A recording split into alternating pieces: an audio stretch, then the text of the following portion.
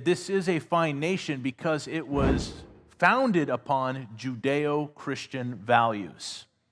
And we, as Christians, we value things differently than other people in the world value them.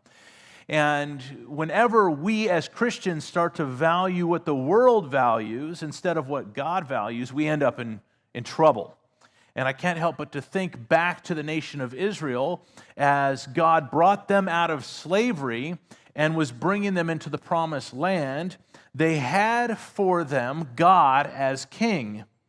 And God went before them into battle, and as God went before them, they were victorious in battle, and God was their king, a heavenly king.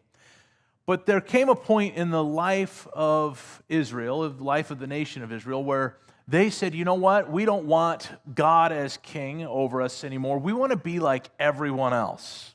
And we want to have a man be king over us.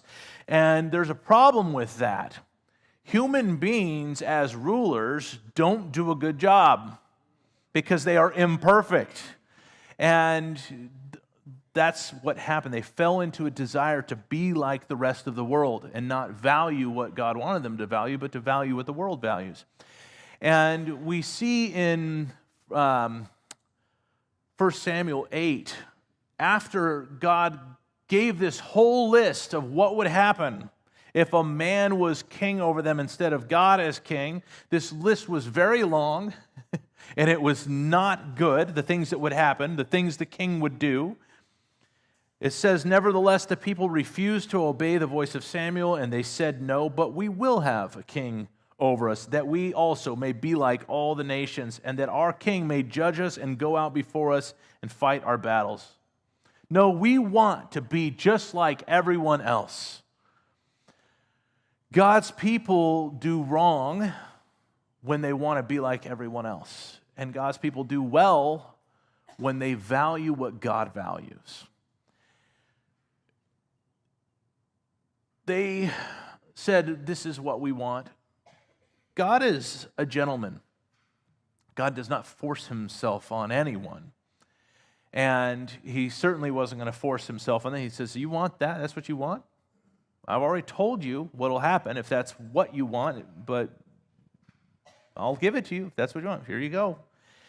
And it says in 1 Samuel chapter 9, verse 2, it says, there was not a more handsome person than he. This is talking about a man named Saul. There wasn't a more handsome man than he among the children of Israel. From his shoulders upward, he was taller than any of the people. So they wanted a king, and they said, this is who we want. He's handsome. He's tall, taller than everyone else. This is the guy we want. Put him in as king. And God had somebody else in mind, but that's what they wanted. That's what they valued. See, we as human beings, we value outward appearances instead of inward character. They were looking at the wrong thing. They were looking at his physical stature, not the content of his character.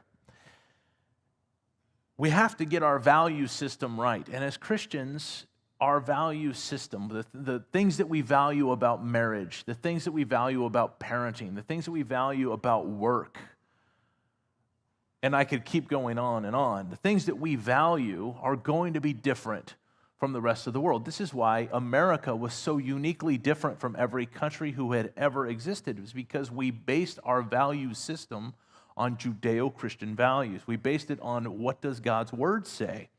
And when a group of people value God's word, it will go well for those people. When you see a group of people steer away from valuing God's word, you get what we have today in America, which is a whole lot of people who have fallen away. And we are seeing the judgment of God upon many because of that. So we need to stand firm on our values as Christians.